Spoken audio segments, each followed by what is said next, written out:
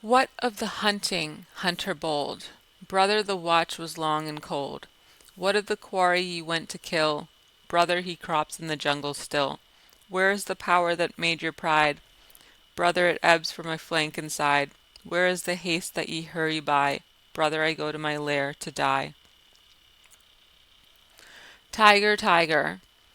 Now we must go back to the last tale but one. When Mowgli left the wolf's cave after the fight with the pack at the Council Rock, he went down to the plowed lands where the villagers lived, but he would not stop there because it was too near to the jungle, and he knew that he had made at least one bad enemy at the council. So he hurried on, keeping to the rough road that ran down the valley, and followed it at a steady jog trot for nearly 20 miles, till he came to a country that he did not know. The valley opened out into a great plain, dotted over with rocks and cut up by ravines. At one end stood a little village, and at the other the thick jungle came down in a sweep to the grazing grounds, and stopped there as though it had been cut off with a hoe. All over the plain cattle and buffaloes were grazing, and when the little boys in charge of the herds saw Mowgli they shouted and ran away, and the yellow pariah dogs that hang about every Indian village barked. Mowgli walked on, for he was feeling hungry, and when he came to the village gate he saw the big thorn bush that was drawn up before the gate at twilight pushed to one side. "Umph," he said, for he had come across more than one such barricade in his night rambles after things to eat. "So men are afraid of the people of the jungle here also." He sat down by the gate, and when a man came out he stood up, opened his mouth, and pointed down it to show that he wanted food. The man stared and ran back up the one street of the village, shouting for the priest, who was a big fat man dressed in white, with a red and yellow mark on his forehead. The priest came to the gate, and with him at least 100 people, who stared and talked and shouted and pointed at Mowgli. "They have no manners, these men-folk," said Mowgli to himself. "Only the gray ape would behave as they do." So he threw back his long hair and frowned at the crowd. "What is there to be afraid of?" said the priest. "Look at the marks on his arms and legs. They are the bites of wolves. He is but a wolf child run away from the jungle." Of course, in playing together, the cubs had often nipped Mowgli harder than they intended, and there were white scars all over his arms and legs. But he would have been the last person in the world to call these bites, for he knew what real biting meant. "Ar, ar," said 2 or 3 women together. "To be bitten by wolves, poor child. He is a handsome boy. He has eyes like red fire. By my honor, Messua, he is not unlike thy boy that was taken by the tiger." "Let me look," said a woman with heavy copper rings on her wrists and ankles, and she peered at Mowgli under the palm of her hand. "Indeed he is not. He is thinner, but he has the very look of my boy." The priest was a clever man, and he knew that Messua was wife to the richest villager in the place. So he looked up at the sky for a minute and said solemnly, "What the jungle has taken, the jungle has restored. Take the boy into thy house, my sister, and forget not to honor the priest who sees so far into the lives of men." "By the bull that bought me," said Mowgli to himself, "but all this talking is like another looking over by the pack. Well, if I am a man I must become." The crowd parted as the woman beckoned Mowgli to her hut, where there was a red lacquered bedstead, a great earthen grain chest with curious raised patterns on it, 1/2 dozen copper-looking pots, an image of a Hindu god in a little alcove, and on the wall a real-looking glass, such as they sell at the country fairs. She gave him a long drink of milk and some bread, and then she laid her hand on his head and looked into his eyes, for she thought perhaps that he might be her real son come back from the jungle where the tiger had taken him. So she said, "Nathoo, O Nathoo." Mowgli did not show that he knew the name. "Dost thou not remember the day when I gave thee thy new shoes?" She touched his foot, and it was almost as hard as a horn. "No," she said sorrowfully, "those feet had never worn shoes. But thou art very like my Nathoo, and thou shalt be my son." Mowgli was uneasy because he had never been under a roof before, but as he looked under the thatch he saw that he could tear it out any time if he wanted to get away, and that the window had no fastenings. "What is the good of a man," he said to himself at last, "if he does not understand man's talk? Now I am as silly and as dumb as a man would be with us in the jungle. I must learn their talk." It was not for fun that he had learned while he was with the wolves to imitate the challenge of bucks in the jungle and the grunt of the little wild pig. So as soon as Messua pronounced a word, Mowgli would imitate it almost perfectly, and before dark he had learned the names of many things in the hut. There was a difficulty at bedtime because Mowgli would not sleep under anything that looked so like a panther trap as that hut, and when they shut the door he went through the window. "Give him his will," said Messua's husband. "Remember he can never till now have slept on a bed. If he is indeed sent in the place of our son, he will not run away." So Mowgli stretched himself in some long, clean grass at the edge of the field, but before he had closed his eyes, a soft gray nose poked him under the chin. "Phew," said the gray brother. He was the eldest of Mother Wolf's cubs. "This is a poor reward for following thee 20 miles. Thou smellest of wood smoke and cattle, although altogether like a man already. Wake, little brother, I bring news." "Are all well in the jungle?" said Mowgli, hugging him. "All except the wolves that were burned with the red flower. Now listen. Shere Khan has gone away to hunt far off till his coat grows again, for he is badly singed. When he returns, he swears that he will lay thy bones in the Waingunga. There are 2 words to that. I also have made a little promise, but news is always good. I am tired tonight, very tired with new things, Gray Brother, but bring me the news always. Thou wilt not forget that thou art a wolf? Men will not make thee forget, said Gray Brother anxiously. Never. I will always remember that I loved thee and all in our cave, but also I will always remember that I have been cast out of the pack, and that thou mayest be cast out of another pack. Men are only men, little brother, and their talk is like the talk of frogs in a pond. When I come down here again, I will wait for thee in the bamboos at the edge of the grazing ground.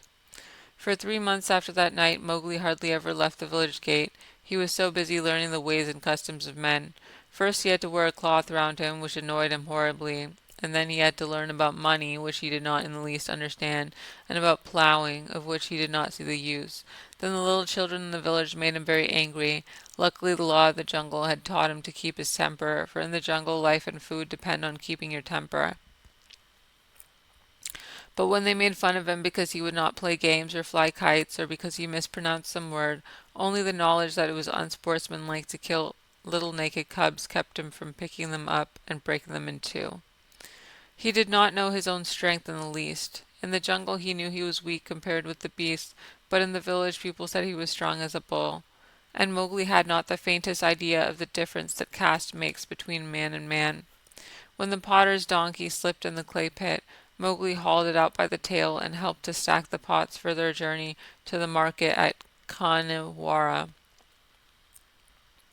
That was very shocking too, for the potter is a low caste man and his donkey is worse. When the priest scolded him, Mowgli threatened to put him on the donkey too, and the priest told Messua's husband that Mowgli had better be set to work as soon as possible. And the village headman told Mowgli that he would have to go out with the buffaloes next day and herd them while they grazed. No one was more pleased than Mowgli, and that night, because he had been appointed a servant of the village, as it were, he went off to a circle that met every evening on a masonry platform under a great fig tree. It was the village club, and the headman and the watchman and the barber, who knew all the gossip of the village, and old Buldeo, the village hunter, who had a tower musket, met and smoked. The monkeys sat and talked in the upper branches, and there was a hole under the platform where a cobra lived, and he had his little platter of milk every night because he was sacred, and the old men sat around the tree and talked and pulled at the big huckwas, the water pipes, till far into the night. They told wonderful tales of gods and men and ghosts, and Buldeo told even more wonderful ones of the ways of beasts in the jungle, till the eyes of the children sitting outside the circle bulged out of their heads. Most of the tales were about animals, for the jungle was always at their door. The deer and the wild pig grubbed up their crops, and now and again the tiger carried off a man at twilight, within sight of the village gates. Mowgli, who naturally knew something about what they were talking of, had to cover his face, not to show that he was laughing, while Buldeo, the tower musket across his knees, climbed up on from one wonderful story to another, and Mowgli's shoulders shook. Buldeo was explaining how the tiger that had carried away Messua's son was a ghost tiger, and his body was inhabited by the ghost of a wicked old moneylender who had died some years ago. And I know that this is true, he said, because Paran Das always limped from the blow that he got in a riot when his account books were burned, and the tiger I speak of, he limps, too, for the tracks of his pads are unequal. True, true, that must be the truth, said the grey beards, nodding together. Are all these tales such cobwebs and moon talk? Said Mowgli. That tiger limps because he was born lame, as everyone knows. To talk of the soul of a money-lender and a beast that never had the courage of a jackal is child's talk. Buldeo was speechless with the surprise for a moment, and the headman stared. "Oh ho! It is the jungle brat, is it?" said Buldeo. "If thou art so wise, better bring his hide to Khanhiwara, for the government has set 100 rupees, $30, on its life. Better still, do not talk when thy elders speak." Mowgli rose to go. "All the evening I have lain here listening," he called back over his shoulder, "and except once or twice, Buldeo has not said one word of truth concerning the jungle, which is at his very doors. How, then, shall I believe the tales of ghosts and gods and goblins which he says he has seen?" "It is full time that boy went to herding," said the headman, while Buldeo puffed and snorted at Mowgli's impertinence.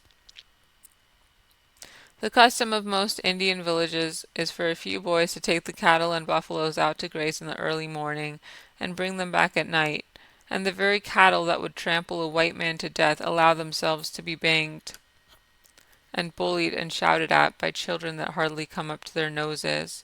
So long as the boys keep with the herds they are safe, for not even the tiger will charge a mob of cattle. But if they straggle to pick flowers or hunt lizards, they are sometimes carried off. Mowgli went through the village street in the dawn, sitting on the back of Rama, the great herd bull, and the slaty bull buffaloes, with their long backward sweeping horns and their savage eyes, rose out of their byres one by one and followed him, and Mowgli made it very clear to the children with him that he was the master. He beat the buffaloes with a long polished bamboo, and told Kamya, one of the boys, to graze the cattle by themselves, while he went on with the buffaloes, and to be very careful not to stray away from the herd. An Indian grazing ground is all rocks and scrub and tussocks and little ravines, among which the herds scatter and disappear. The buffaloes generally keep to the pools and muddy places, where they lie wallowing or basking in the warm mud for hours. Mowgli drove them on to the edge of the plain, where the Waingunga River came out of the jungle. Then he dropped from Rama's neck, trotted off to a bamboo clump, and found Gray Brother. "Ah," said Gray Brother, "I have waited here very many days. What is the meaning of this cattle herding work?" "It is an order," said Mowgli. "I am a village herd for a while. What news of Shere Khan?" "He has come back to this country, and has waited here a long time for thee. Now he has gone off again, for the game is scarce, but he means to kill thee." "Very good," said Mowgli. "So long as he is away, do thou or one of thee brothers sit on that rock, so I can see thee as I come out of the village. When he comes back, wait for me in the ravine by the dock tree in the center of the plain. We need not walk into Shere Khan's mouth." Then Mowgli picked out a shady place and lay down and slept while the buffaloes grazed round him. Herding in India is one of the laziest things in the world. The cattle move and crunch and lie down and move on again, and they do not even low. They only grunt, and the buffaloes very seldom say anything, but get down into the muddy pools one after another and work their way into the mud, till only their noses and staring china blue eyes show above the surface, and there they lie like logs. The sun makes the rocks dance in the heat, and the herd children hear one kite, never any more, whistling almost out of sight overhead, and they know that if they died, or a cow died, that kite would sweep down, and the next kite miles away would see him drop and follow, and the next, and almost before they were dead there would be a score of hungry kites come out of nowhere. Then they sleep and wake and sleep again, and weave little baskets of dried grass, and put grasshoppers in them, or catch two praying mantises and make them fight, or string a necklace of red and black jungle nuts, or watch a lizard basking on a rock, or a snake hunting a frog near the wallows. Then they sing long, long songs with odd native quavers at the end of them, and the day seems longer than most people's whole lives. And perhaps they make a mud castle with mud figures of men and horses and buffaloes, and put reeds into the men's hands, and pretend that they are kings, and the figures are their armies, or that they are gods to be worshipped. Then evening comes, and the children call, and the buffaloes lumber up out of the sticky mud, with noises like gunshots going off one after the other, and they all string across the gray plain back to the twinkling village lights.